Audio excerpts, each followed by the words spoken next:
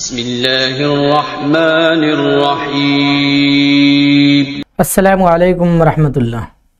मैं हूं समीउल्लाह खान और आप देख रहे हैं ये NIVOS 10th क्लास की इंग्लिश की ऑनलाइन लेक्चर सीरीज चल रही थी, जिसमें हम अपना कोर्स तो कंप्लीट कर चुके हैं। जो भी सिलेबस था सब हम पढ़ा चुके हैं आपको। ग्रामर का सेक्शन या राइटिंग स्किल का जो सेक्शन होता है, रीडिंग का जो सेक्शन होता है, यानी सारे चैप्टर्स जो रीडिंग के सेक्शंस होते हैं, इस तरह से हमने सारी चीज़ें तो पढ़ ली हैं। अब हम आपको मॉडल पेपर बताएंगे कि आपके एग्जाम में एग्जैक्टली पेपर आते कैसे हैं, किस तरह के आपके पेपर होते हैं और आपको सॉल्व कैसे करना होता है। तो चलिए हम देखते हैं। पहला सेट ये हमारे पास है एग्जाम का, यानी प्रीवियस ईयर का जो क्वेश्चन पेपर था उसमें यहाँ पर 3 सेट दिए हुए हैं, जिसमें हम पहला सेट देखेंगे। यहाँ पर यानी एक ही करना होता है, मतलब एक सेट आता है क्वेश्चन पेपर का। तो चलिए आज हम एक क्वेश्चन पेपर सॉल्व करते हैं, ठीक है। आपको दिखाते हैं कि सॉल्व कैसे किया जाएगा और किन किन बातों को आपको ध्यान में रखना है सॉल्व करते हुए। देखिए, पेपर इंग्लिश का जो होता है बहुत ही आसान, बहुत ही सिंपल क्वेश्चन पेपर होता है। आपको घबराना नहीं है बिल्कुल से भी कि हाँ पेपर है बहुत भारी होगा, इंग्लिश है मुश्किल पेपर है, ऐसा कुछ नहीं है। बहुत ही इजी इंग्लिश पेपर होता है। पेपर जो इंग्लिश का होता है यूजुअली बहुत ही इजी होता है। यहाँ पर आप देखें ये कितने पेज में है, सिर्फ 11 पेज में है। कितने में है, ज़्यादा कोई पेज नहीं है, बस 11 पेज में दिया हुआ है। पेज 11 है और क्वेश्चन है 20, ठीक है। अब 20 में क्या है, कुछ क्वेश्चंस उसमें असल में 4 सेक्शंस हैं। कितने सेक्शंस हैं इसमें, चलिए हम देख लेते हैं कितने सेक्शन में हमारा पेपर बटा हुआ है। सबसे पहले तो हमने देखा कि ये 20 क्वेश्चंस हमारे होंगे, पूरे एग्जैक्टली 20 क्वेश्चंस होंगे और 11 पेज में होगा। कितने पेज में होगा, 11 पेज में होगा, जैसा कि यहाँ पर दिया जा रहा है। और कोई ना कोई कोड वहां पर दिया जाएगा, जो कि कोड आपको लिखना होगा अपनी कॉपी पर, ठीक है। यानी आंसर शीट पे वो कोड लिखना होगा। जैसे यहाँ कोड नंबर दिया हुआ है 65AS/AS/3, ठीक है। तो ये कोड आपको लिखना होगा, ये सेट ए है। तो चलिए देखते हैं। अब यहां पर आपको अपना रोल नंबर डालना है। मान लो कोई भी रोल नंबर है, आपको उसमें रोल नंबर डालना होता है। तो यहां पर जो भी आपका रोल नंबर होगा वो रोल नंबर एक एक बॉक्स में आप फिल कर देंगे अपना रोल नंबर, ठीक है। जैसे मान लिया आपका 2, 3, 4, 6, 9, 8, 5, इतना ही आपका रोल नंबर है। इतने ब्लैंक बच गए हैं तो इतने आप वैसे छोड़ देंगे, ठीक है। जितने आपके रोल नंबर में आ रहे हैं बस उतने आपको फिल कर देने हैं। जो बॉक्स फिल लेफ्ट हो जा रहे हैं, बच जा रहे हैं, उनको वैसे आपको लेफ्ट और छोड़ देना है। चलिए देखते हैं। आपके इंग्लिश के पेपर का नाम जो कोड होता है, इंग्लिश सब्जेक्ट का जो कोड होता है वो 202 होता है।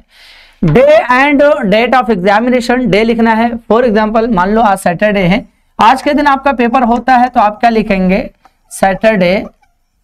और डेट क्या लिखेंगे, डेट ऑफ एग्जामिनेशन लिखेंगे 30 सितंबर। या आप इस तरह से 30 सितंबर करके ना लिखें, आप 30 लिख दें, उसके बाद में जिस नंबर पे ये मंथ पड़ता है, जिससे 09 then 2023, ठीक है।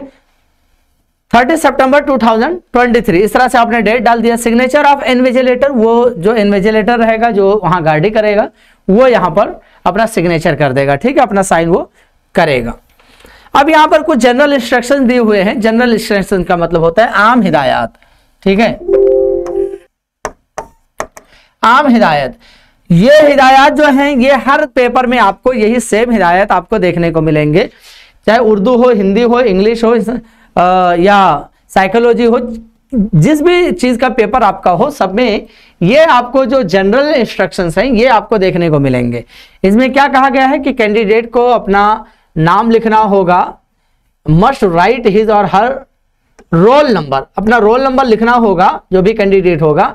First page of the question paper, तो यार जानते हैं ये फर्स्ट पेज है, तो यहाँ पर आपको रोल नंबर लिखना होगा, ठीक है। तो यही बात इसमें कही गई है। नेक्स्ट में कहा गया है कि आप चेक करके देख लें कि क्या जितने पेजेस यहाँ पर लिखे गए हैं, ऊपर जैसे 11 पेजेस लिखे गए हैं, तो क्या 11 पेजेस ये कंप्लीट हैं कि नहीं। एक बार आप अपना क्वेश्चन पूरा पेपर चेक कर लें कि 11 पेजेस आ रहे हैं कि नहीं आ रहे हैं। तीसरे में बात कही गई है कि जो ऑब्जेक्टिव टाइप क्वेश्चंस हैं उनमें आपको ऑप्शन के साथ खाली ऑप्शन ABCD ही कॉपी करना है, आपको कुछ लिखना नहीं है, बस खाली ABCD आपको क्वेश्चन का नंबर डाल करके A, अगर A सही है तो A, बी, दूसरे क्वेश्चन का बी सही है तो बी, ऐसे ही मतलब ऑप्शन खाली ऑब्जेक्टिव के इस तरह से कॉपी कर लेने हैं।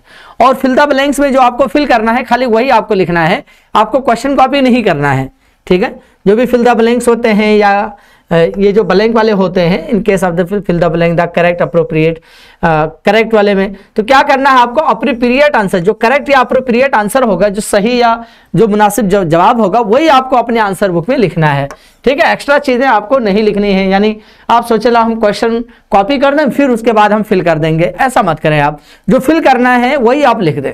क्लियर है? चलिए आगे देखते हैं। All the questions including objective type questions are to be answered. तमाम क्वेश्चन चाहे ऑब्जेक्टिव टाइप हो या कुछ भी हो, सभी का जवाब देना है विद इन अलॉटेड टाइम, जो भी आपको टाइम दिया गया है उसी में करना है। No separate time limit is fixed for answering objective type question. जो भी ऑब्जेक्टिव टाइप क्वेश्चन आएगा उनके लिए कोई अलग से टाइम नहीं दिया जाएगा। जो यहाँ पर आपको टाइम दिया गया है, पेपर का जो भी टाइम होगा एग्जैक्टली जो भी आपके लिए यहाँ पेपर में तो लिखा हुआ नहीं है कितना टाइम का पेपर होता है, जो भी आपको बताया गया होगा कितने टाइम का होता है पेपर। कितने टाइम का होता है कासिफ सर पेपर? 3 आवर्स का होता है। तो पेपर का जो टाइमिंग होता है, जो टाइम होता है आपके पेपर का वो होता है 3 आवर्स, 3 आवर्स का होता है, ठीक है। और मैक्सिमम जो मार्क्स आपके होते हैं वो 100 मार्क्स के होते हैं, राइट।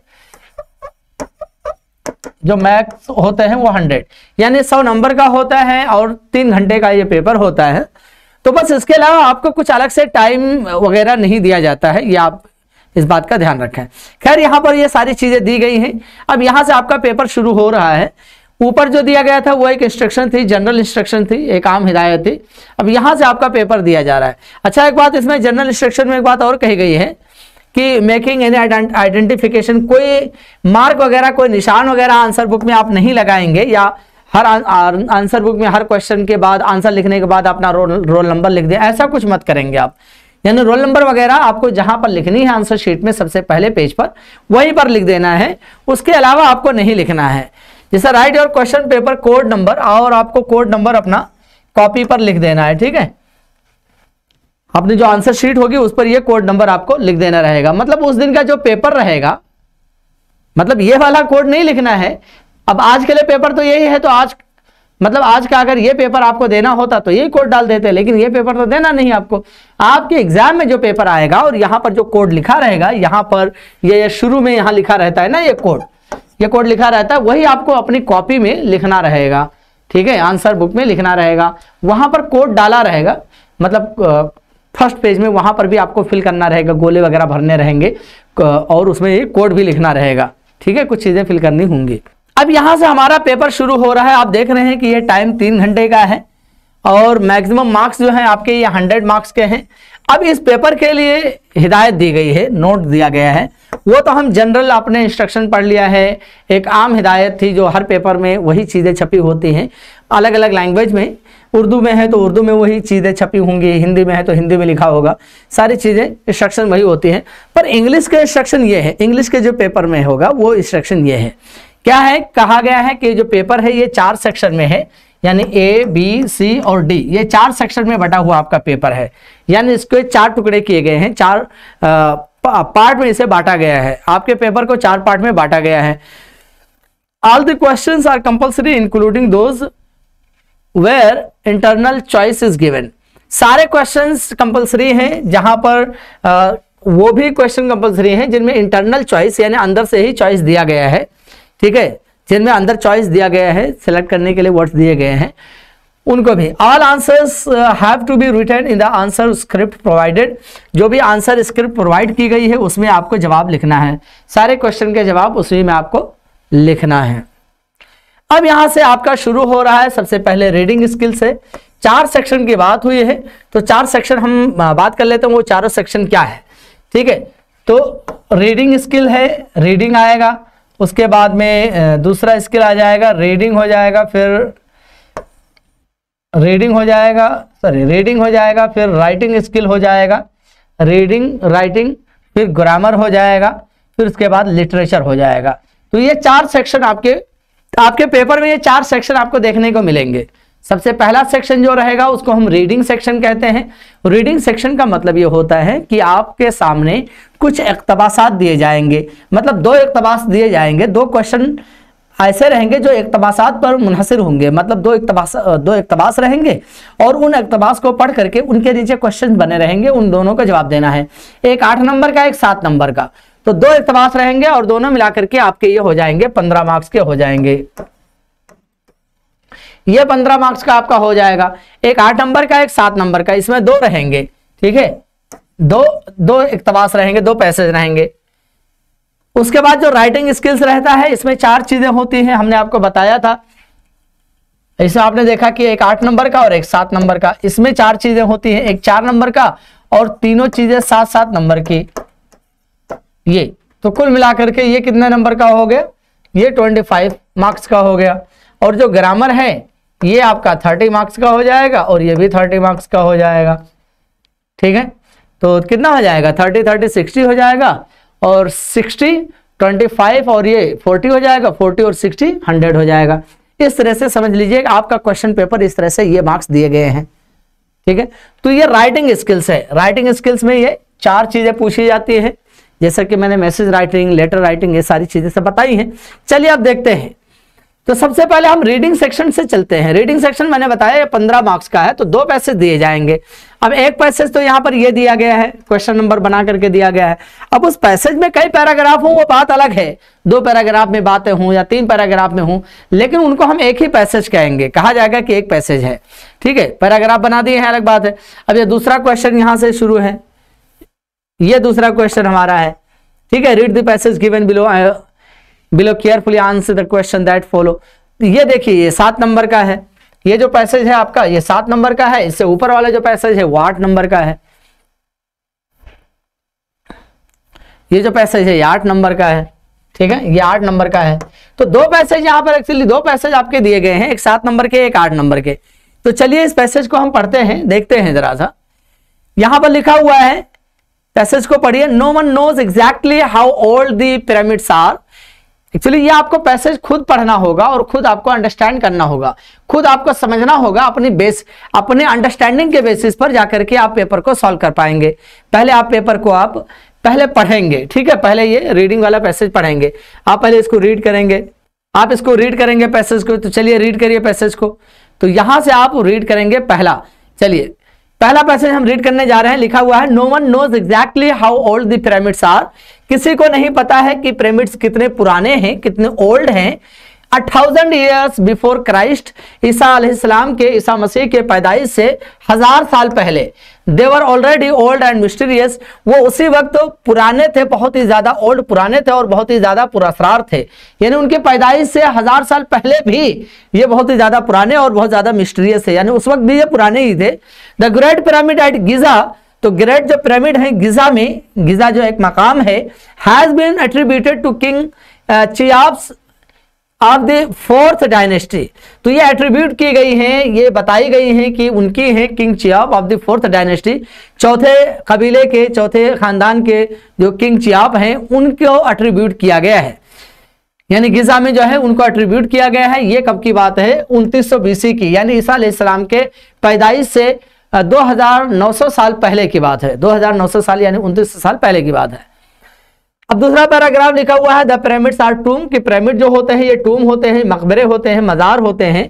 द एंशिएंट इजिप्शियंस, जो कदीम जो इजिप्शियंस थे, मिस्री थे, मिस्री जो किंग थे, राजा जो थे, बिलीव्ड, उनका ये मानना था दैट देयर फ्यूचर, कि उनका जो मुस्तकबिल होगा, मुस्तकबिल की जो जिंदगी होगी, depended upon the perfect preservation of their bodies, ये डिपेंड होगी उनके बॉडीज की पूरी तरीके से, अच्छे तरीके से देखभाल पर, परफेक्ट प्रिजर्वेशन पर, यानी अच्छे तरीके से देखभाल होगी उनके बॉडीज की, तो वो उस पर डिपेंड होगी उनके फ्यूचर की जिंदगी। यानी मरने के बाद वो अपने चाहते थे कि उनके फ्यूचर की जो जिंदगी होगी वो मुनासिर होगी कि कितने अच्छे से संभाल करके उनकी बॉडीज को रखा जाता है। द डेड वर देयरफॉर, इसीलिए जो डेड होते थे, जो मर जाते थे, उनको एम्बाम किया जाता था, उनको महफूज किया जाता था। एंड द ममीज, और उनकी जो ममीज होते थे, ममीज का मतलब उनका पुतला, यानी मरने के बाद जो बॉडी होती थी, डेड बॉडी को हम ममीज कहते हैं। तो जो डेड बॉडी होती थी यानी मरा हुआ जिस्म जो होता था, वर हिडन, उनको छिपाया जाता था below the level of the ground, ground यानी जमीन के तह के नीचे, तह में, in the interior of this great masses of stone. कहां पर? ये जो अजीम अजीम जो पत्थर होते थे, बड़े बड़े जो चट्टान होते थे, उन चट्टानों के नीचे मकबरे बना करके उनको उसमें दफनाया जाता था। Even the inner passages are blocked, यहां तक कि फिर अंदर जाने के रास्ते भी ब्लॉक कर दिए जाते थे, बंद कर दिए जाते थे। एंड कंसील्ड, और उन्हें छिपा दिया जाता था फ्रॉम पॉसिबल रॉबर्स, यानी छिपा दिया जाता था जिससे कि कोई भी डाकू, चोर, लुटेरा उसको रॉबिंग ना कर पाए, लूट ना ले जाए, तो रॉबर से छिपा दिया जाता था। Food and other necessities were put in the tombs, खाना और दूसरी जो जरूरत के सामान होते थे उनके टूम में, मकबरों में वो चीजें रख दी जाती थी। For the king to eat in their future life, राजाओं के रख दी जाती थी ताकि जब वो जिंदा होंगे, दोबारा जब वो जिंदा होंगे, उनके फ्यूचर की जो लाइफ होगी उसमें जो भी उन्हें जरूरत होगी वो इन चीजों का इस्तेमाल करेंगे, तो इसलिए वो रख दी जाती थी। The building of such a ट्रेमेंडस structure, तो इस तरह की अजीमुशान स्ट्रक्चर का यानी अजीमुशान महल का बनाना, स्ट्रक्चर बनावट का तश्कील देना, was a marvellous engineering feet, ये एक बहुत ही शानदार इंजीनियरिंग का एक करिश्मा था, करतब था, करिश्मा था। इट इज सेड, कहा जाता है that it took 1 lakh man working for 20 years, कहा जाता है कि 1 लाख लोग लग जाते थे, 1 लाख लोग लगते थे जो कि कितना दिन काम करते थे? 20 ईयर्स, जो कि 20 साल तक काम करते थे। 20 ईयर्स, 20 साल तक काम करते थे to build the great pyramid, उस ग्रेट पिरामिड को बनाने के लिए 1000 लोग 20 साल तक काम करते थे। Each block of stone is 7 metres high, और हर ब्लॉक जो स्टोन का होता था वो 7 मीटर ऊंचा होता था। सम आर 5.5 मीटर्स वाइड, और कुछ 5.5 मीटर चौड़े होते थे, वाइड होते थे। Let's see if we can trace the story of the building of this particular pyramid, तो चलिए देखते हैं कि क्या हम इस पर्टिकुलर पिरामिड की, इस खास पिरामिड की बिल्डिंग की स्टोरी हम ट्रेस कर पाते हैं कि नहीं, पता लगा पाते हैं कि नहीं।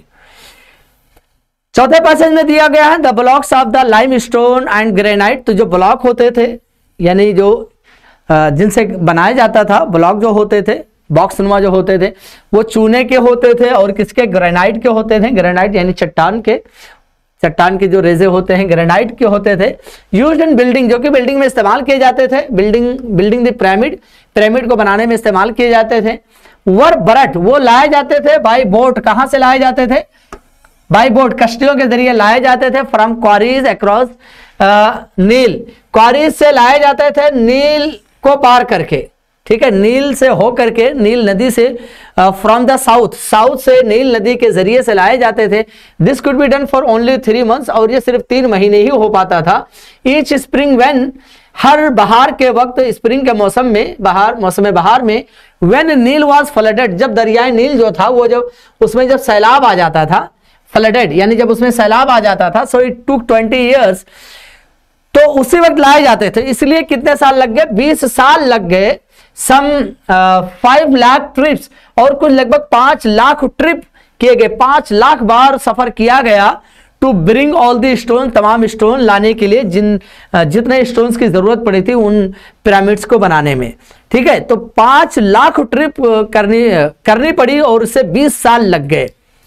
बोट्स अनलोडेड, तो बोट को खाली किया जाता था एट अ लैंडिंग स्पेस, एक जगह पर, उतारने की जगह पर, connected to the site of the pyramid, जो कि पिरामिड की जगह से कनेक्टेड होता था, जुड़ा रहता था बाय अ स्टोन रोड, एक सड़क वाले स्टोन रोड से। द ब्लॉक्स, जो ब्लॉक्स होते थे, वेइंग अबाउट 2 टन्स ईच, तकरीबन 2 टन के होते थे, इतना ज्यादा वजन होता था। Were then pulled up the road on sledges by gangs of man, फिर वो खींचे जाते थे स्लेजेस पर रख करके, स्लेजेस यानी जो पत्थर पर चलने वाली जो गाड़ी वगैरह होती है उन पर रख करके खींचे जाते थे बाय गैंग्स ऑफ मैन, यानी लोगों की टोली बना करके। स्टोन ब्लॉक्स पुल्ड अप, फिर स्टोन के जो ब्लॉक्स होते थे, पत्थर के जो टुकड़े होते थे, pulled up the road were laid out in the neat rows and then pulled to the side by the gangs of men, तो ये भी इस तरह से पुल अप किया जाता था, सड़कों से निकाला जाता था। were laid, जहां पर पड़े होते थे, इन नीट रोज यानी साफ सुथरे वो लगी रहती थी, कतारें लगी रहती थी, वहां से खींच करके उनको निकाल करके उन्हें वहां ले जाया जाता था जहां पर गैंग्स ऑफ मैन उसे ले जाते थे, यानी लोगों की टोलियां उसे उठाकर ले जाते थे। The number of blocks in the great pyramid have been established at, तो जो नंबर ऑफ ब्लॉक्स हैं, कितने नंबर लगे हुए, कितना ज्यादा लगा हुआ है, great pyramids have been establish की गई है कितना, 1 10 100 1000 10,000 लाख 10 लाख 23 लाख स्टोन्स वहां पर जाकर के लगे हुए हैं, इतने ब्लॉक लगे हुए हैं स्टोन्स के।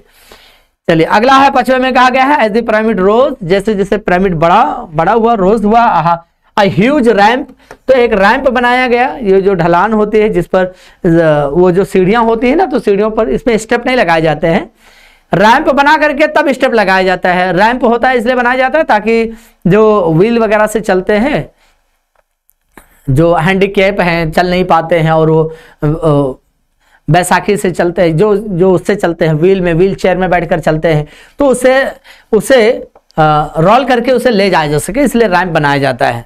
ठीक है, तो उसको हम रैंप कहते हैं, यानी जीना, बिना सीढ़ी, बिना कदम वाला जीना, जिसमें कदम ना बना हो, ठीक है, स्टेप ना बना हो।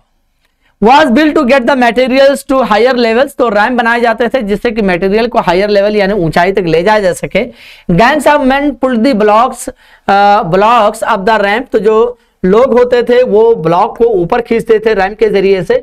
Each layer of the pyramid was made up of block of limestone and side by side and set side by side, तो हर लेयर जो होता था पिरामिड का वो ब्लॉक से बनाया जाता था, ब्लॉक और लाइम स्टोन से बनाया जाता था, जो कि साइड बाय साइड उसे रखे जाते थे। Mortar was use to slide the stone, फिर मोटर यूज किया जाता था स्टोन्स को फिसलाने के लिए, ठीक है, rather than to cement them together, बजाय इसके कि उनको एक साथ चिपकाएं, क्या यूज किया जाता था, मोटर यूज किया जाता था उनको स्लाइड करने के लिए।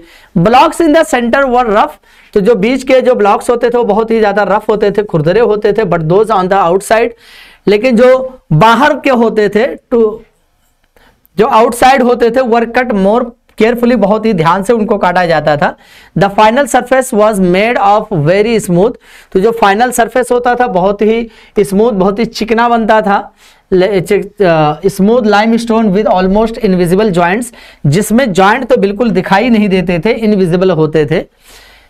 The pyramids has 3 inside chambers, जो पिरामिड होते थे उनमें 3 चैम्बर होते थे विद कनेक्टिंग पैसेजेस, जिसमें अंदर से रास्ता हुआ करता था। अब यहां पर देखा आपने कि हमने एक्चुअली आपको समझाने के गर्ज से हमने पढ़ा है, तो हमको इतना टाइम लग गया, अदरवाइज जब हमें क्वेश्चन सॉल्व करना होगा ना तो इतना टाइम नहीं लगेगा। आप अपने तौर से पढ़ेंगे पैसेज, तीनों पैसेज को, और ट्राई करें कि पहला पैसेज पढ़ें, उसके बाद में देख लें कि क्या कोई क्वेश्चन इस पैसेज से बना कि नहीं बना है। ठीक है, अभी हमने सारे पैसेज को पढ़ लिए हैं, अब हम देखेंगे ABC, यहाँ पर ये सब बने हुए हैं, A है, B है, C है, और तो ये ABC आप देख रहे हैं कि ये 3 क्वेश्चन हैं जो इसी पैसेज पर मुनहसिर हैं, इसी पैसेज से बनाए गए हैं तीनों क्वेश्चन। तो चलिए पढ़ते हैं क्या कहा गया है क्वेश्चन में कि fill in the blanks, answer the following briefly, तो इन ब्लैंक को भरना है या आंसर करना है ब्रीफली, मुख्तसरन। ये 5 नंबर का क्वेश्चन है, ठीक है, ये 5 नंबर का है ये क्वेश्चन। ABC है तो A 5 नंबर का है, B 1 नंबर का है और C 2 नंबर का है, तो 5 और 3 8 नंबर के हो गए। तो क्या कहा गया है, the ancient Egyptian king use to build, क्या बनाया करते थे, एंशिएंट कदीम मिस्री जो किंग्स होते थे वो क्या बनाया करते थे, यूज टू बिल्ड, क्या बनाया करते थे वो, यहां पर बात हो चुकी है, यूज टू बिल्ड पिरामिड्स बनाया करते थे ना। तो इस तरह से हमने देखा कि जो हम पढ़े उसी के बेसिस पर हमें लिखना पड़ेगा। Food and other necessities were put in the tombs in anticipation that they require in future life, लगता था कि वो फ्यूचर लाइफ में रिक्वायर करेंगे, रिक्वायर इन फ्यूचर लाइफ में उन्हें जरूरत पड़ेगी ना, मुस्तकबिल में उन्हें जरूरत पड़ेगी, ये बात तो ये हुई ना फ्यूचर लाइफ। तो फिल कर देना है जो भी आपने पढ़ा है उसी बेसिस पर जो बन रहा है, अगर उसमें दिया है तो ठीक है, नहीं दिया है तो आप अपनी तरफ से बोल देंगे। The great pyramid at Giza is an example of marvellous engineering feat, because ये इंजीनियरिंग की करिश्मे का एक बहुत शानदार एग्जाम्पल है। क्यों एग्जाम्पल है, क्योंकि यहां पर बताया गया है, आप देख सकते हैं। क्योंकि इसमें 1 लाख लोग लगते थे, 1 लाख लोग 20 साल तक उसमें काम करते थे इस ग्रेट पिरामिड को बनाने के लिए। तो क्या लिख देंगे, because it took 1 lakh people, यहां से लिख देंगे इट टूक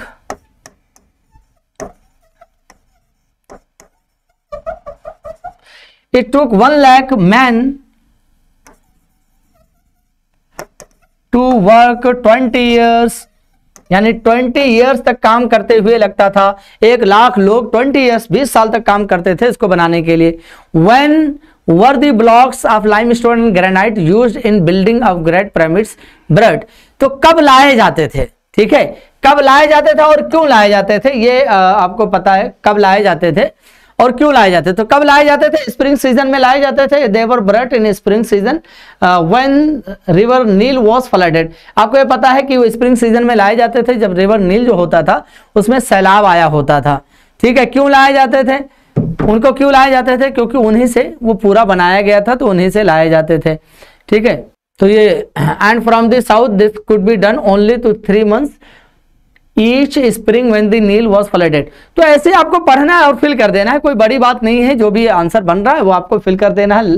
जरा से भी लग रहा है कि हाँ यार यही आंसर है, ठीक है। जो बात पूछी गई है, सबसे पहले जो बात पूछी गई है, जैसे यहाँ पर blocks of limestone and granite in great pyramid की बात हुई है, ठीक है, ग्रेट पिरामिड यहाँ ब्रड की बात हुई है। तो अब आप देखो कि पैसेज में कहाँ है, ये किस पैराग्राफ में पाया जा रहा है, उसी के आसपास उसका जवाब मिलेगा। जाहिर बात है जो भी जहां पर भी ये सेंटेंस इस्तेमाल होगा उसी के आसपास आपको इसका जवाब भी मिल जाएगा, किस लिए लाए जाते थे, कैसे लाए जाते थे, कब लाए जाते थे, ठीक है।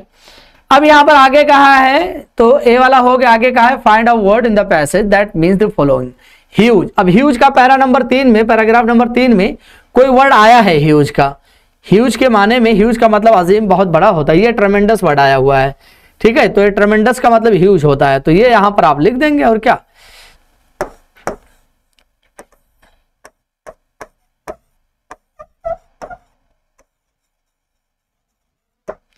ये ट्रेमेंडस हो जाएगा। दूसरा है स्लोप जॉइनिंग 2 लेवल्स।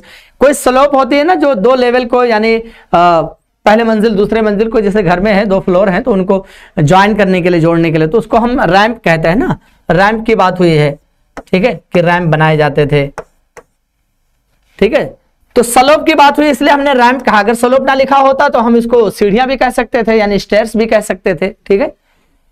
लेकिन यहां पर चूंकि रैंप ही इस्तेमाल हुआ है तो हमें रैंप ही लिखना होगा और स्लोप यहां दिया हुआ है।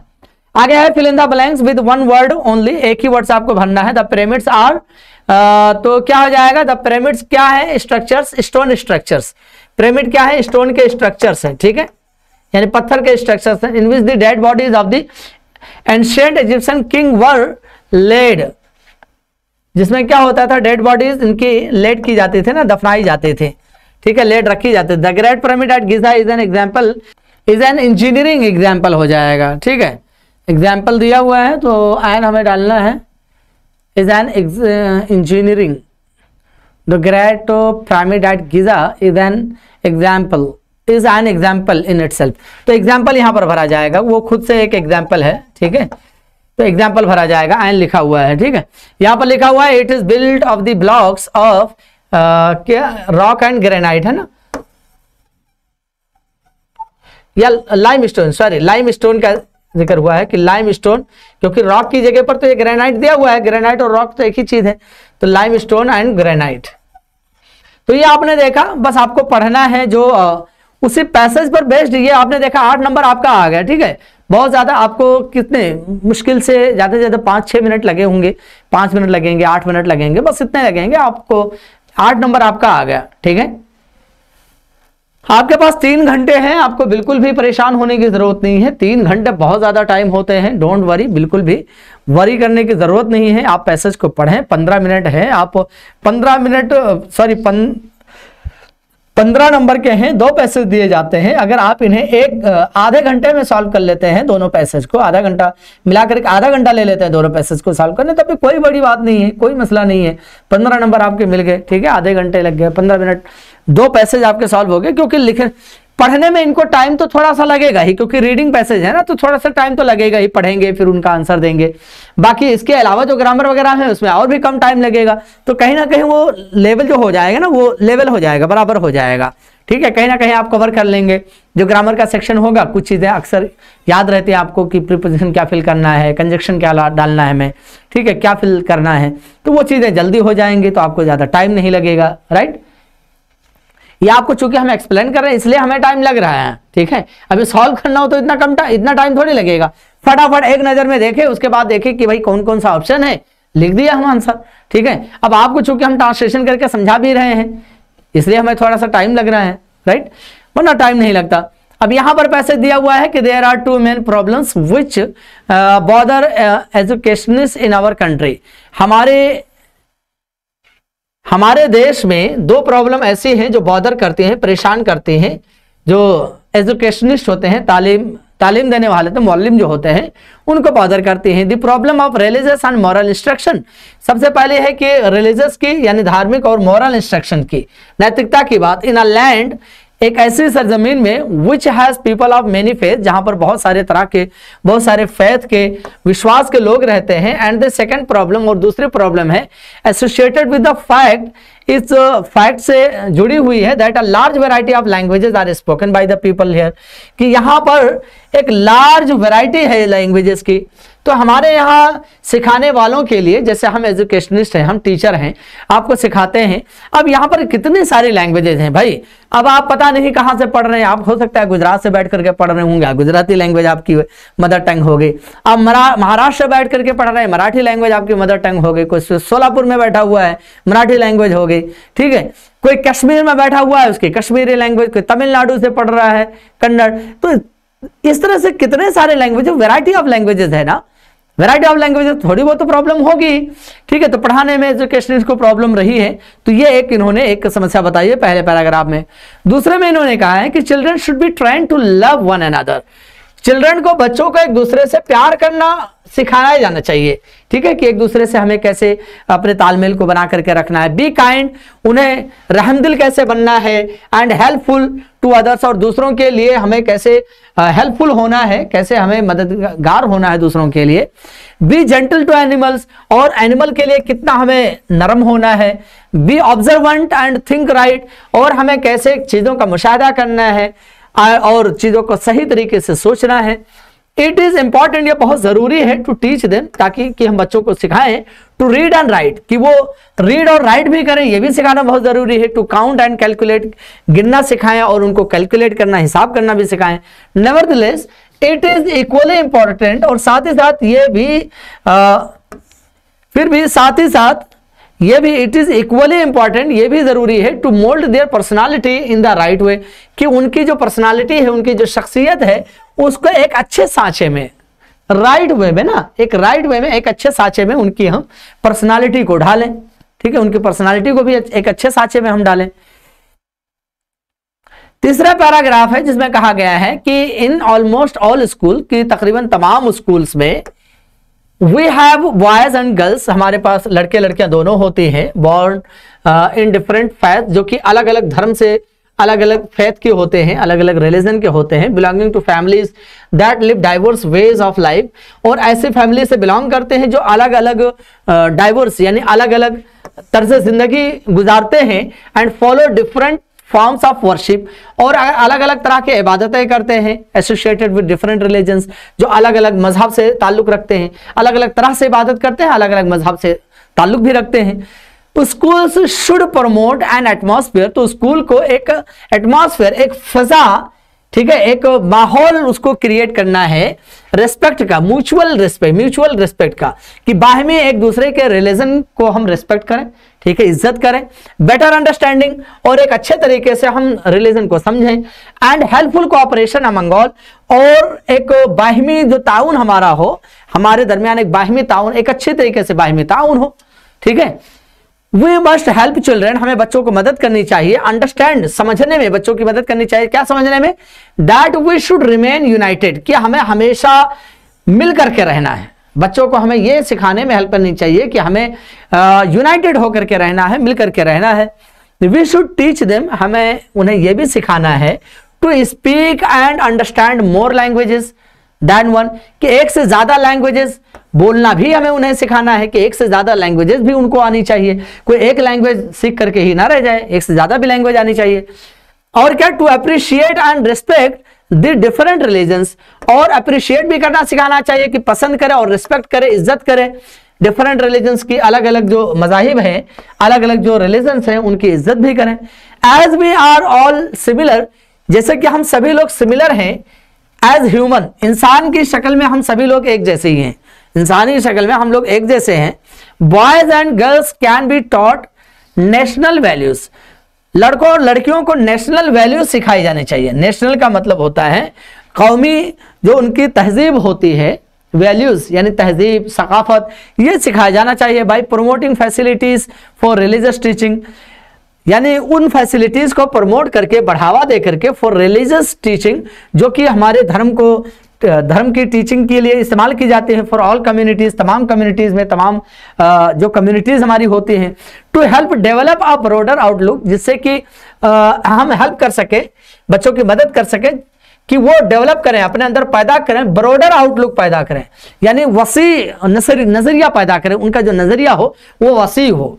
ठीक है, अब ये हमने पैसेज पढ़ लिया, देखा आपने तीन, इसमें देखो तीन ही पैराग्राफ थे इस पैसेज में, ये आपका पैराग्राफ 7 नंबर का है, ये पैसेज आपका 7 नंबर का है। चलिए देखते हैं क्वेश्चन कैसे इन्होंने पूछ रखे हैं।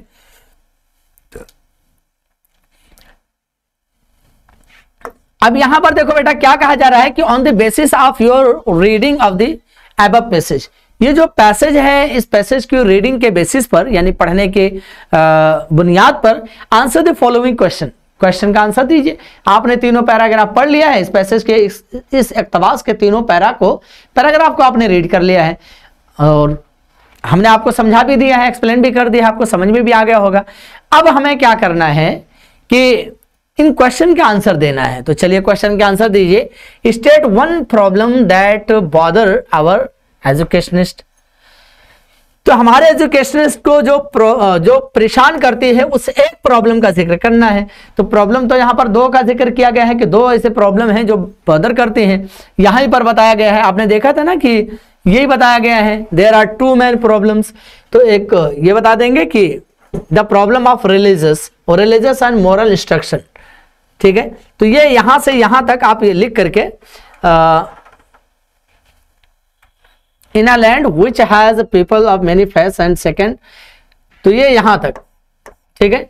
तो पहला आपका आंसर हो जाएगा the problem of religious and moral instruction in a land which has people of many faiths, ठीक है। तो ये एक प्रॉब्लम होगी। दूसरे प्रॉब्लम की बात यहां से की थी, the second problem associated with the faith, ठीक है, that has a large variety of languages. तो एक ही पूछा था, एक ही आपने बता दिया, ठीक है, जो पूछा है आप वही बता दें, एक पूछा था एक ही बता दिया आपने। दूसरे क्वेश्चन में कहा गया है as far as studies are concern, जहां तक तालीम का मसला है, स्टडीज का मसला है, what should the children be taught, बच्चों को क्या सिखाया जाना चाहिए। तो बताया बच्चों को क्या क्या सिखाया जाना चाहिए, बच्चों को लव सिखाया जाना चाहिए, उन्हें रिस्पेक्ट सिखाया जाना चाहिए, ये सब आया हुआ है ना। They are trained to love, ये यहीं से हो जाएगा। Children should be trained to love another, be kind, helpful to others, be gentle to animals, observant and think right। तो ये यहां तक आपका आंसर हो जाएगा, ठीक है। यहां से यहां तक आप लिख दीजिएगा। पैसेज आपके सामने है, पैराग्राफ लिखा हुआ है, पैराग्राफ में बस आपको देखना है कि कहां से कहां तक बातें लगभग हो रही हैं हमारे उस क्वेश्चन में, कहां से कहां तक शामिल किया हुआ है हमारे सवाल में, तो वो वहां से वहां तक आपको कॉपी कर देना है, ठीक है, लिख देना है, बस देख करके ही तो लिखना है, इसमें कुछ करना थोड़ी है आपको। What kind of atmosphere should be promoted in school?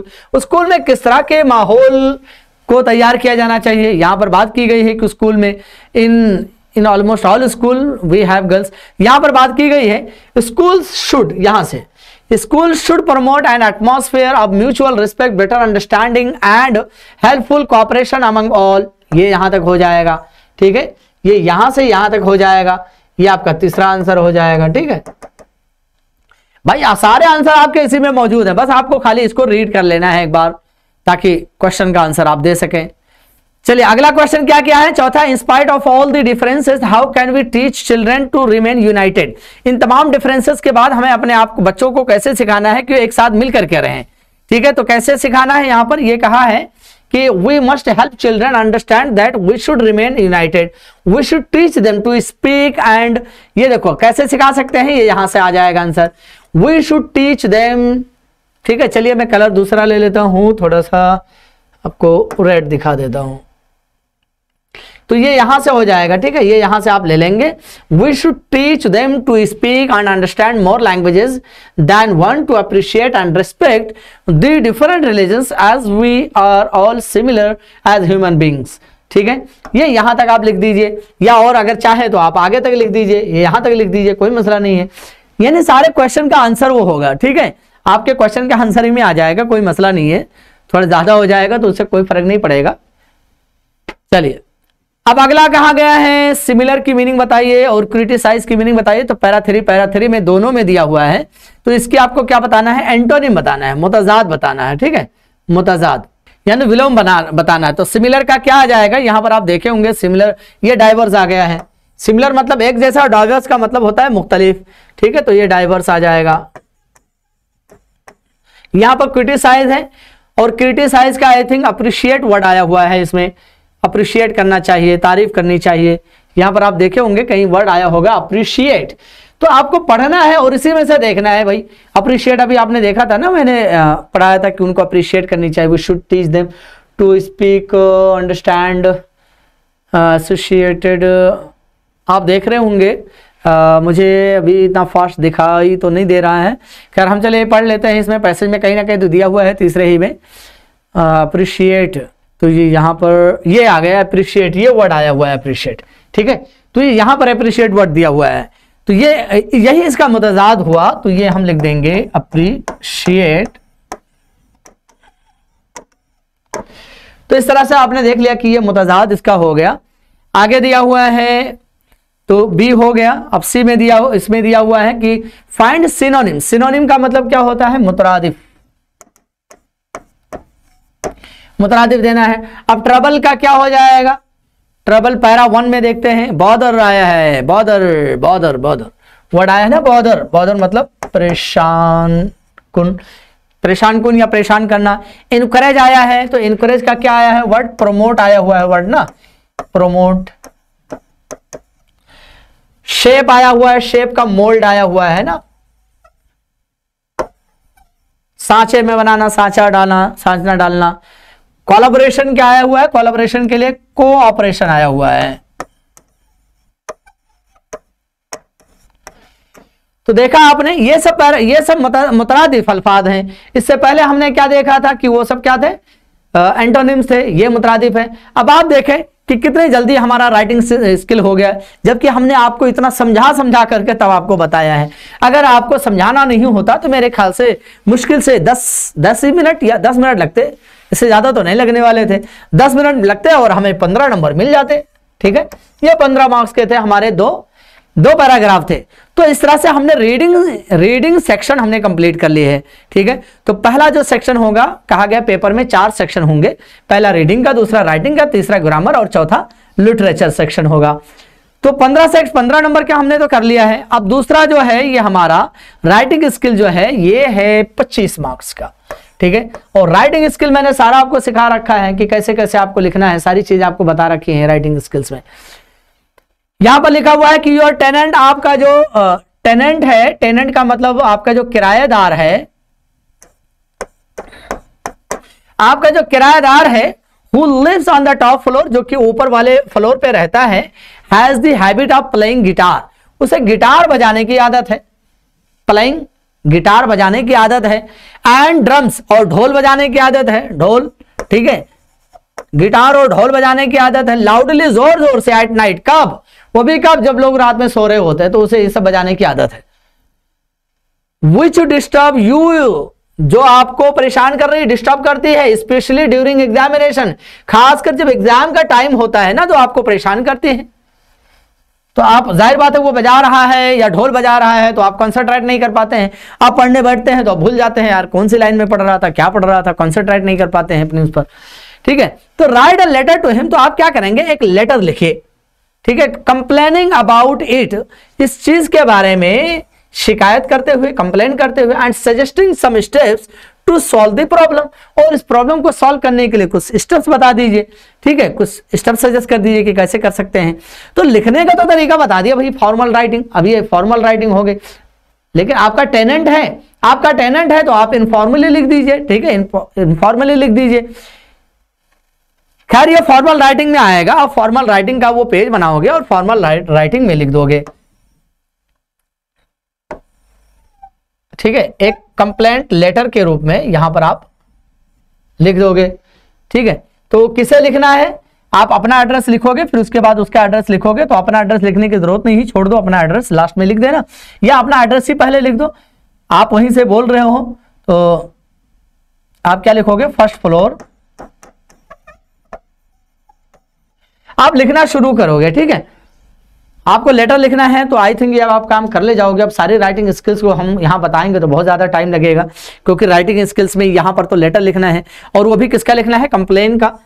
तो यहाँ पर जो आप सब्जेक्ट डालोगे, कंप्लेन अगेंस्ट अननेसेसरी साउंड्स, यानी गैर जरूरी आवाज़ों के खिलाफ शिकायत, ठीक है। ये आप कंप्लेंट हेडिंग डाल देंगे, यानी सब्जेक्ट डाल देंगे। उसके बाद में आप लिखेंगे कि dear I respectfully beg to say, मैं बहुत ही अदब के साथ कहना चाहता हूं कि that I have been listening so many sounds of drums and guitars being played at your floor, आपके फ्लोर पर बजाए जाते हुए मेरे कानों में आवाज मैं सुनता हूँ। at all time, अक्सर बार मैं सुनता रहता हूँ। and my exams are on head, my exams are approaching, मेरे एग्जाम बिल्कुल करीब हैं। so I cannot concentrate on the studies, मैं पढ़ाई पर पूरा ध्यान इर्तिकाज नहीं कर पा रहा हूँ, मरकूज नहीं कर पा रहा हूँ। actually I feel very difficult situation how to say these all to you, मैं कैसे आपसे ये कहूँ। तो ये सारी बातें पहले आप इंफॉर्मेशन दे दीजिए, जानकारी दे दीजिए कि क्या प्रॉब्लम क्या है, आपको क्या प्रॉब्लम हो रही है। देन सेकंड वाले में आप सेकंड जो पैराग्राफ बनाए तो उसमें आप लिखें therefore I'd like to request you to please stop playing the guitar और ड्रम और please do not play the time I the slot the time when I study when I sit to study, एक proper slot time बता दें कि from this time to that, from 6 AM to 12 AM, और from in the evening from, और किसी भी time मत बजाएं, बिकॉज आप किसी टाइम वो बजा रहे होंगे, आप सो रहे होंगे तो उसमें डिस्टर्बेंस होगी, ठीक है। तो आप एक्चुअली उनसे आप मना करने के लिए कह रहे हैं कि please do not play guitar or drum as I have my exams approaching and I have to study for a long time, मुझे काफ़ी देर तक पढ़ना रहता है, and I can't concentrate on the studies, मैं स्टडीज़ पे कॉन्सेंट्रेट नहीं कर पा रहा हूँ। तो इस तरह से मतलब आपको पूरा पैराग्राफ लिखना है कि आपको प्रॉब्लम जो हो रही है ना, जो आपको प्रॉब्लम हो रही है उस प्रॉब्लम को बताने के लिए पैराग्राफ लिखना है। तो उस पैराग्राफ को ऐसा लिखना है, थोड़ा सा ये एक्चुअली लेटर है, तो उस लेटर को लेटर के शक्ल में लिखने ही, पूरे डेट वगैरह सब कुछ डाल करके, और वहां पर आप बता देंगे। तो ये राइटिंग स्किल्स में एक चीज हम बता दिए हैं। चलिए राइटिंग स्किल्स से अब हम सेक्शन ए तो हमारा कंप्लीट हो गया है, आपको समझा दिए हैं। ये थोड़ा सा हम स्लो चल रहे हैं, स्लो इसलिए आपको समझाने के लिए। अब कल इसको बता देंगे, सेक्शन बी बता देंगे, और सेक्शन बी सी हो सकता है जल्दी ही कवर हो जाए। उसके बाद में जब और बताएंगे तो और फास्ट बताएंगे, ठीक है।